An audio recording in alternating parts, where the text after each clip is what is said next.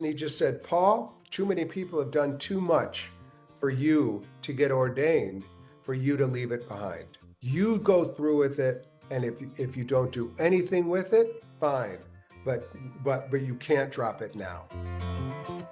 I'm Brian Henderson, Executive Director of the Association of Welcoming and Affirming Baptists, or AWAB. Our mission is to create and support a community of churches, organizations, and individuals committed to the inclusion of LGBTQ plus persons in the full life and mission of the Baptist landscape.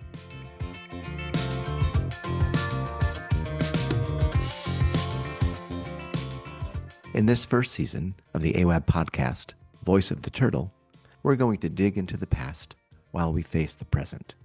The year 2026 brings some uncertainty for our LGBTQ plus siblings and allies, but we've been here before.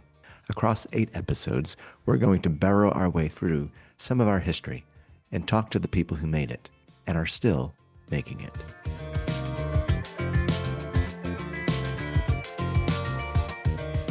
In this episode, you'll hear from the Reverend Paul Brandeis Raushenbush.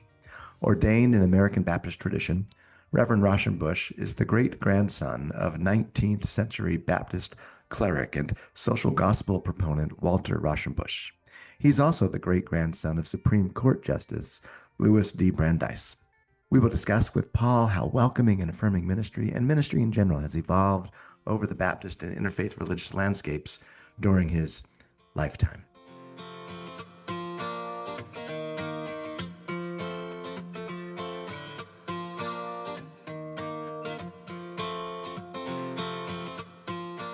In his 2013 article for Seattle University's Interfaith Observer, Chris Stedman wrote, "Interfaith spaces, built upon a foundation of mutual respect and a desire to understand our differences, are an ideal forum for us to recognize that, even in our disagreements, we all have to share this world.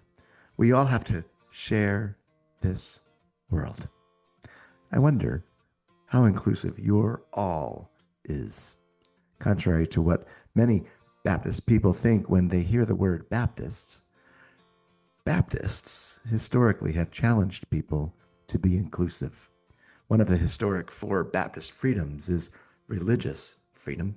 In this regard, I like to remind folk often that in our Baptist DNA ought to be the conviction to honor and celebrate the multitudinous religions the world over. As Baptists, lest we think we have the corner market on faith, we should remember how our ancestors modeled for us a commitment to inclusivity. I'm eager to hear soon from our guest and how his work and convictions may challenge us to be more rooted in a way of being for all. As Chris Stedman reminds us, we share this world with all humanity. So maybe our faith, and whatever expression of faith or lack of faith we espouse, ought to help us honor such expressions.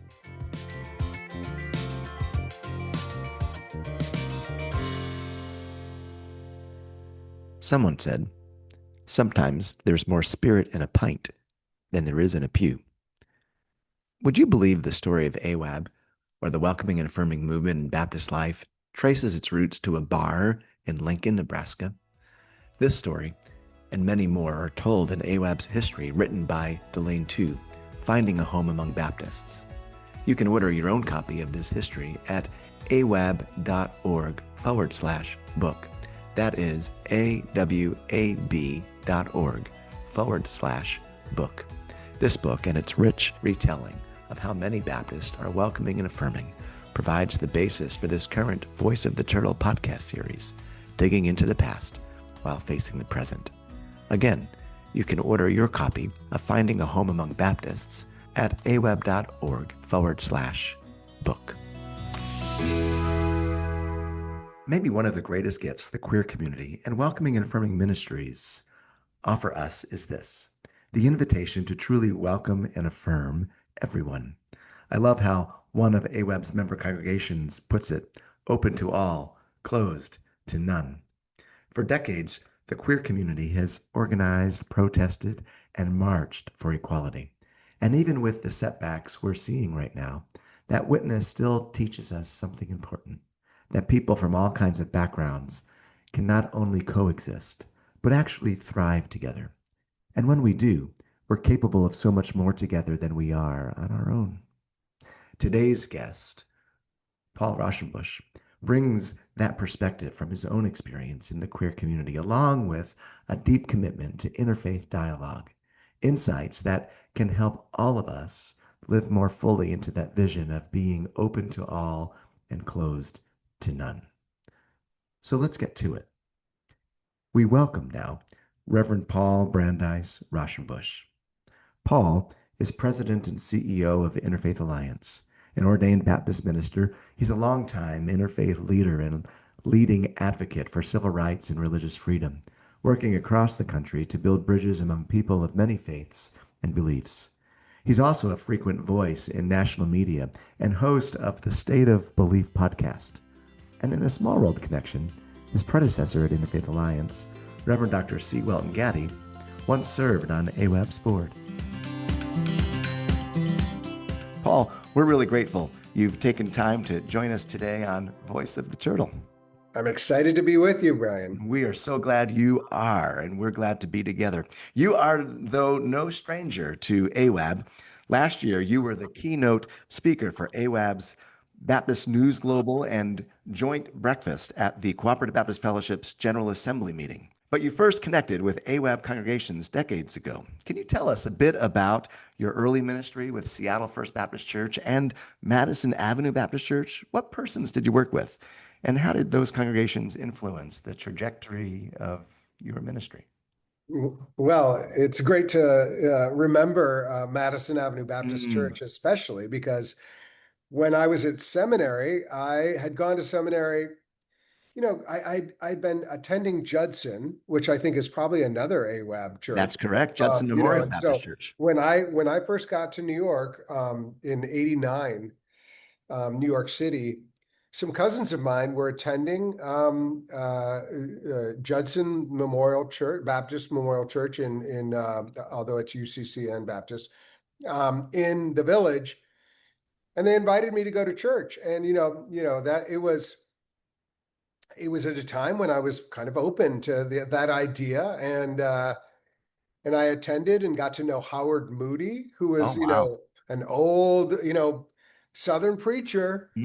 Who talked about the blood of Jesus, and at the same time was very involved in LGBTQ equality. I saw people in the congregation who were certainly queer. It was a time when AIDS was going rampant through the city, and especially the queer community. And they had people with AIDS there. They had an AIDS ministry. They had so it was really like showed me a way of doing religion that was very powerful, with an eye towards the people in your community.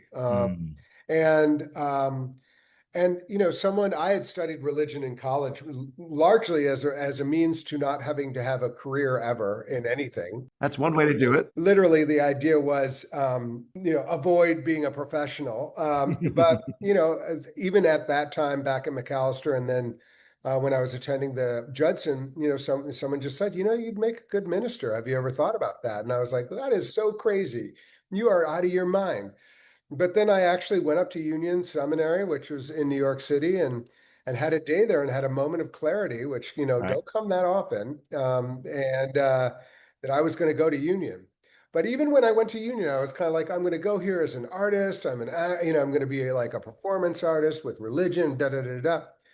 And a great woman, Kathleen Telvecchia, she said, "Why don't you work in a church?" And I was like, oh, that is the most radically weird thing I could ever imagine doing. And I'm a freak. I'm gay. I'm going to clubs every night. I'm really I'm still in the, very much in the life and believe in the life, and going to discos. It was a place for great, euphoria and ecstasy, and important, not drugs, but a way to, elevate my sense of connection. Anyway, long story shorter, I applied to a few churches, including a Unitarian church and a UCC church, but Baptist, it was funny, like Madison Avenue Baptist Church Mike Mm. Easterling, Yeah, another AWAB legend, that's right. another straight white guy who just like also like incredibly good looking, who like just said like, this is I'm putting all of it in here. These are the people, I'm gonna give all my effort here. And so I ended up joining that church. And actually they were the ones Mm. who showed me what church could be. And Wonderful. actually then they wanted to ordain me, Mm. and then I actually got rebaptized. Wow. And Madison Avenue. at Madison Avenue Baptist Church, I had been baptized as a Presbyterian. I didn't. I'm not of the. I'm not really strict about all of that. Sure. I don't like adhere to that radical Baptist theology. But they felt it was really important, and I didn't mind. So that was really an amazing place again, where that meant something to me. And then I decided to, I was one slight anecdote when I first interviewed with the Madison Avenue Baptist Church and Mike Easterling and this woman who was involved in the church. I said, hey, you know what? It turns out actually my great grandfather was a Baptist. You may not know about that. And like Mike was like, yeah, we know about that. Yeah, Walter, for your listeners, Walter Oh, Raushenbush Walter, was a great, yeah. that was your grandfather? Yeah. And I didn't like for me, this was all like, hey, guess what? But they were very well aware of that. And Uh-huh. anyway, Sure. so I worked there for 2 years and like grew into my understanding of like what it meant and had the power of the church and the power of that Baptist church where literally it had one, we called it a subway church. We'd have one of everybody.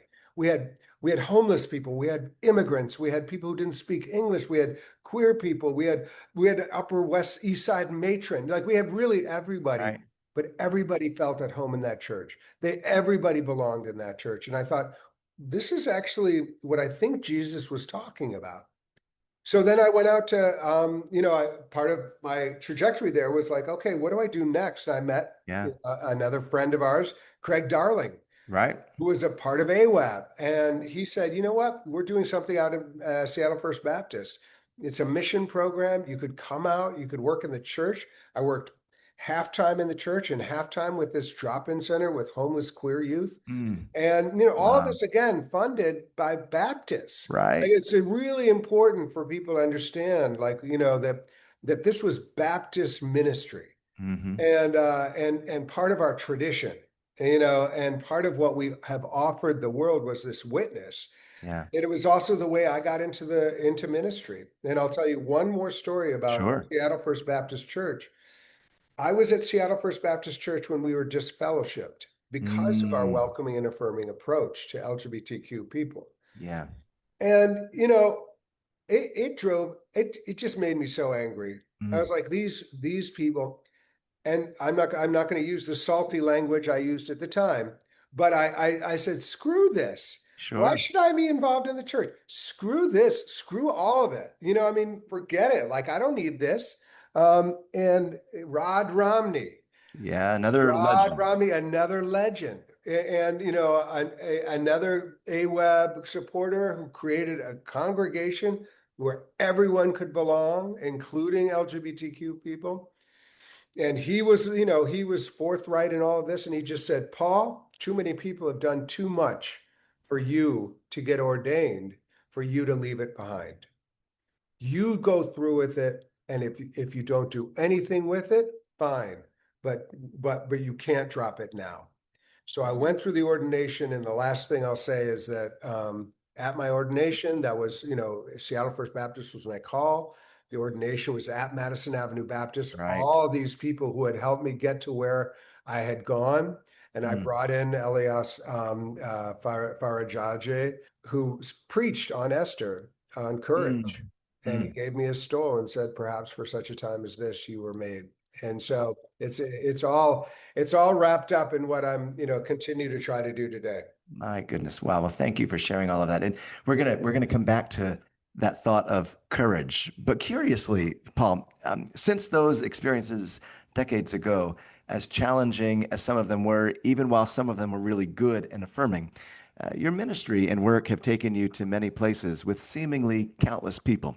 Some of your work in ministry has been in academia, So, how has seminary and divinity school education evolved from your perspective? What should divinity schools and seminaries be paying attention to in order to keep being effective at preparing individuals to serve in ministry today, whatever that ministry may be? Well, I went to seminary in the 90s, and we had all of the Christian denominations were still struggling with whether or not to ordain LGBTQ people. I couldn't be open. Like, my the minister was basically like, you just can't say the word. We all know it, but you can't say the word. Um, there the and so we were in the middle of that. But I would say actually, like, seminary and divinity school, I've never worked in those settings, but I can tell you at the time when I went to Union, like the real students were the PhD students. The MDivs were like the undergrads. And I think that idea has shifted now. There's a real dignity to getting a Master of Divinity with the eye towards serving in a either in a congregation or in organizing or in chaplaincy. And so I think there's more of an understanding that, like, I never had a course on like doing a funeral Mm. or a wedding or anything basic like that you Right, actually have to do. Like right, right, right. when you're like, Yeah. oh, you're a minister, great, this is what you have to do. We didn't do any of that. We were like, systematic theology, 13th century Christology, all that kind of stuff. Mm. So I think there's more of an understanding of the nuts and bolts of ministry and what you really need to be able to do the work.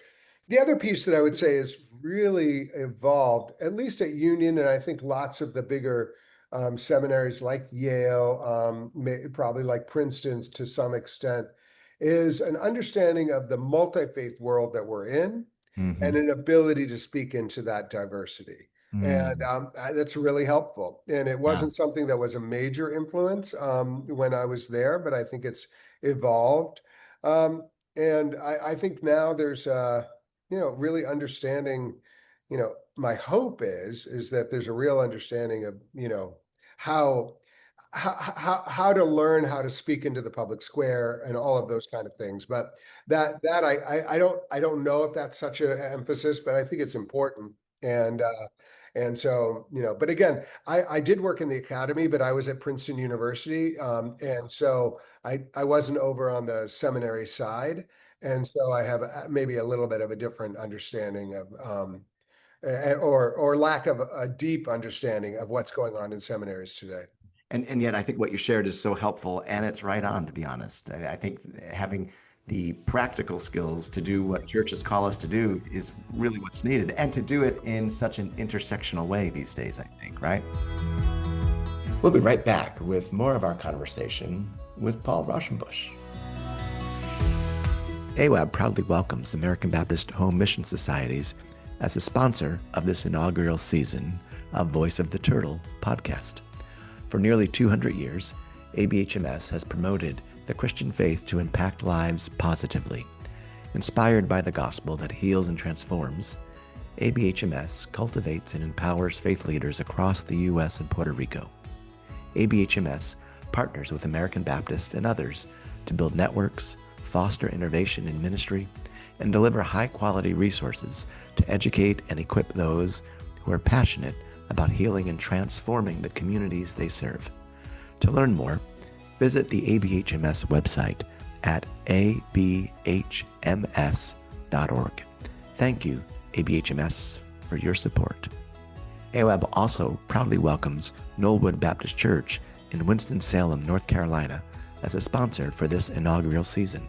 A generous grant from Knollwood's Missions Affiliations and Allocations Committee brings Voice of the Turtle to you today. Now, back to our conversation with Paul.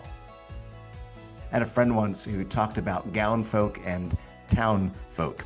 He served a small church which sat just down the hill from a historic Baptist college. And so I'm wondering, curiously, from your gown folk experience to town folk experiences, how threatening is Christian nationalism today to churches and more broadly to our country? What advice do you have for church communities? And in the face of such political realities, how can interfaith dialogue, as you've already highlighted, help us navigate these times?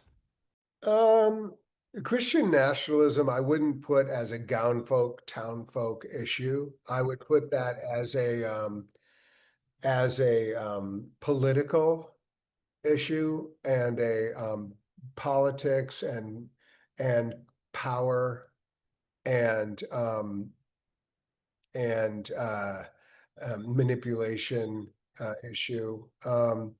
And hopefully, if the gown, if the university, if the academy has anything to say, it's to understand Christian nationalism, its background. It's been with us in one form or the other for since before our founding as a country. It exists in other forms in other countries. It's the collapsing of religious supremacy and kind of authoritarianism, and that and and then a real appreciation of what both prominent and everyday religious leadership and religious congregations can do to not cede the religious space to the authoritarians and to the Christian nationalists, but rather say, actually, we represent a different kind of congregation. We represent a different kind of religion Mm, that has been here since the start and actually was the founding idea of our country, one of our founding freedoms, which was we will not establish a religion in this country. It's one of the great contributions of the Baptists, sure. the That's right. soul freedom, Yep. and Absolutely. emphasizing that and to kind of educate our congregations and also educate our whether that's the academy or using our pulpits in both small congregations but also in the academy to say religious liberty is actually our greatest gift, and religious liberty means exactly what it says, that everyone is free to believe and live and be how they want to be, following their own conscience. And that is a religious idea. And Mm, not to cede that to Christian nationalists and their quest for power.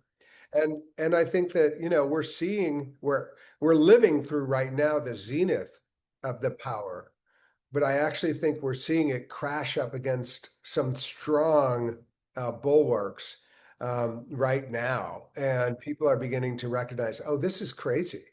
And what we're seeing with the Christian nationalist leadership of the Department of Defense, or what they want to rename the Department of War, which tells you everything. Pete Hegseth is an avowed Christian nationalist. Speaker Johnson, of avowed Christian nationalist. Pam Bondi, before she got, canned, was an avowed Christian nationalist.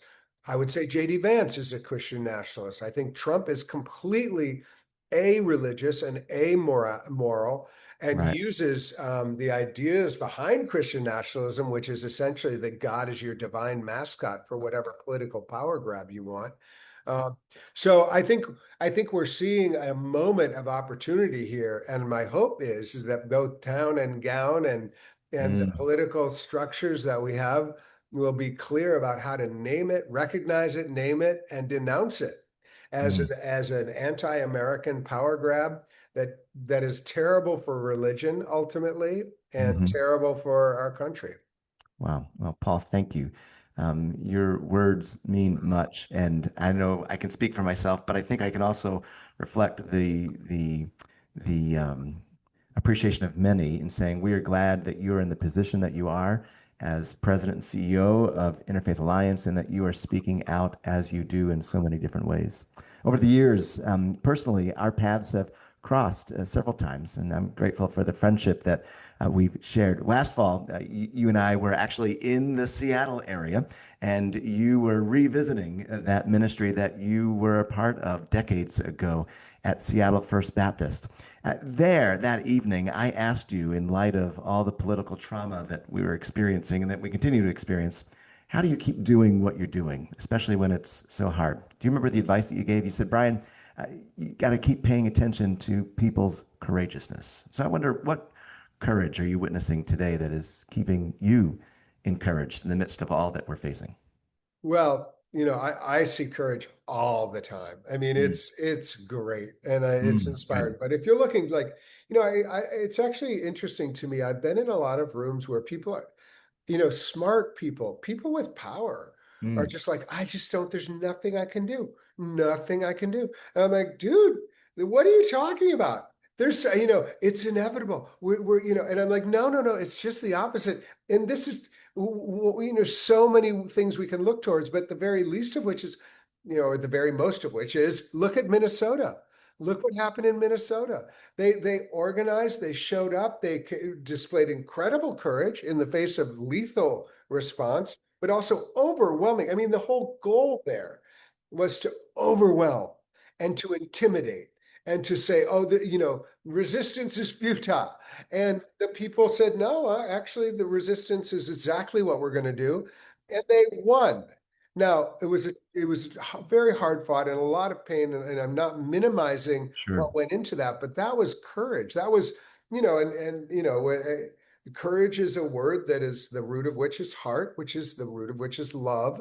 And it's Mm, about like, how will you show up with love? How will you show up in this moment with love for your neighbor, with love for your country, with love for your faith?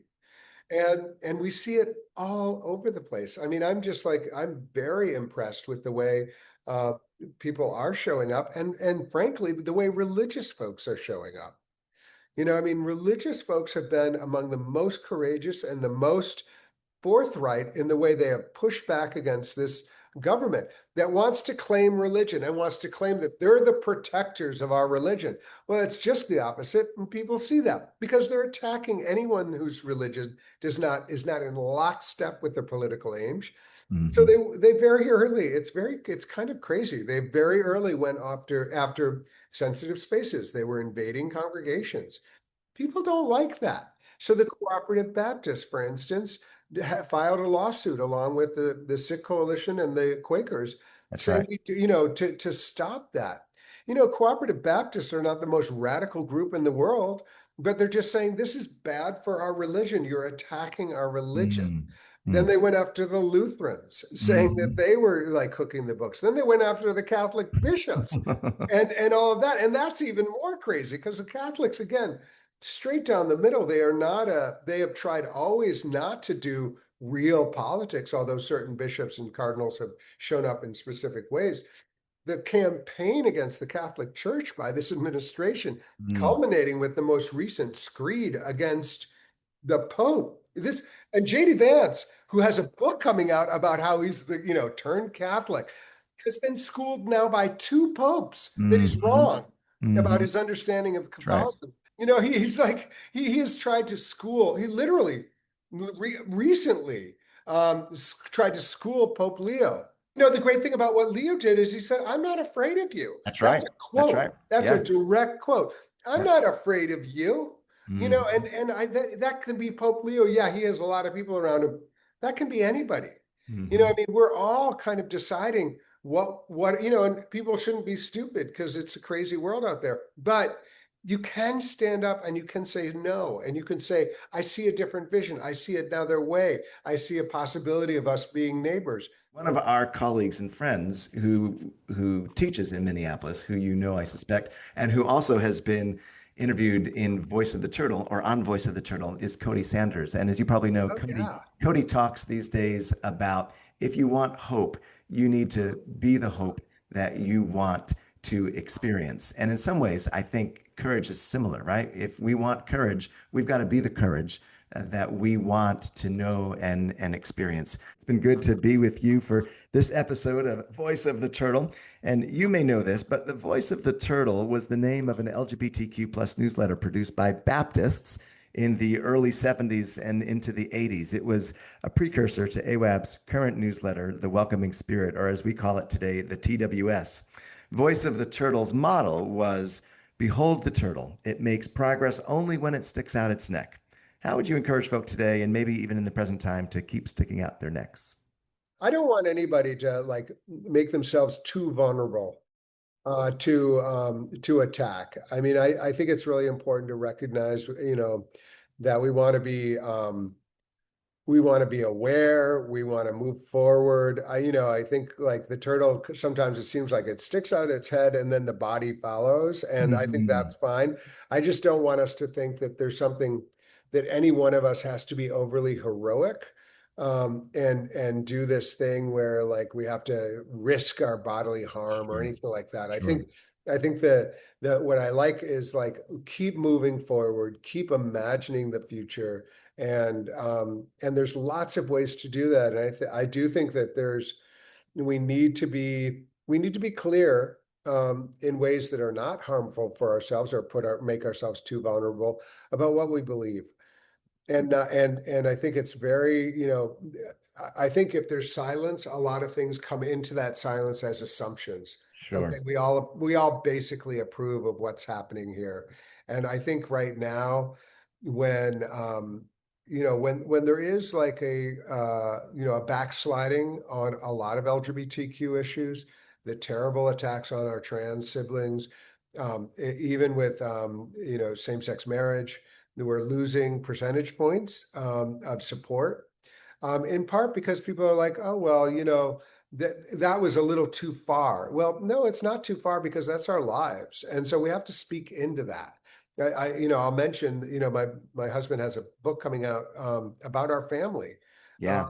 I don't know if I told you about that, but it's a book that is, it's about our family, and it's called Good Morning Moon, which is a play Mm. on Good Night Moon, That's but right. Good That's right. Morning Moon, a little bit of, and then a snapshot of an American family. Mm. And it's like, it's not a political book.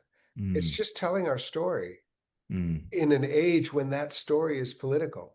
Mm. So, we're not sticking out our necks in order to like kind of make a show That's of right. being brave. We're just saying who we are. That's right. And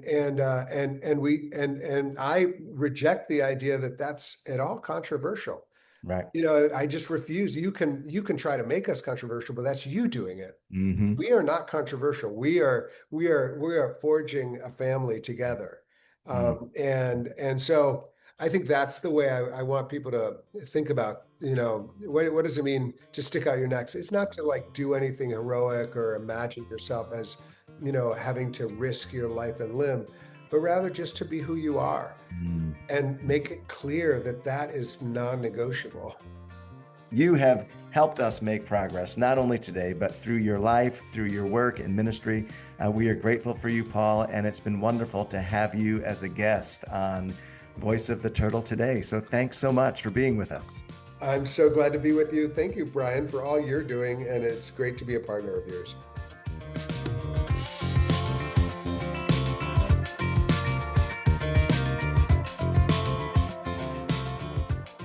Please plan to join us for our next Voice of the Turtle episode when we visit with Reverend Junia Joplin, Associate Pastor for Programs and Congregation Care with Metropolitan Community Church of Toronto, Canada. Reverend Joplin's roots run deep in Baptist life, even though she today serves a different church tradition. We will discuss with her what church life, ministry, and culture is like in Canada. That's all the dirt for this episode of Digging into the Past while Facing the Present, Season 1 of the podcast from the Association of Welcoming and Affirming Baptists, AWAB. The podcast is produced by our friends at Good Faith Media. Learn more at goodfaithmedia.org. Our music comes from Pond 5. This AWAB podcast is made possible by a generous grant from American Baptist Home Mission Societies and from Knollwood Baptist Church in Winston-Salem, North Carolina. You can learn more about us, AWAB, at awab.org. You can tap more of our free resources, including a list of fully welcoming and affirming Baptist-aligned churches in the United States and elsewhere. That's awab.org. Reach out. You can support us, and we can support you. Check out the show notes for more information. Be sure to subscribe to this podcast, give us a like and rating, and tell your friends about it. If you find yourself needing immediate support and someone to talk to, please don't hesitate to call or text 988, the Suicide and Crisis Lifeline. Call or text 988. I'm Brian Henderson. Stay encouraged. Remember, you are not alone.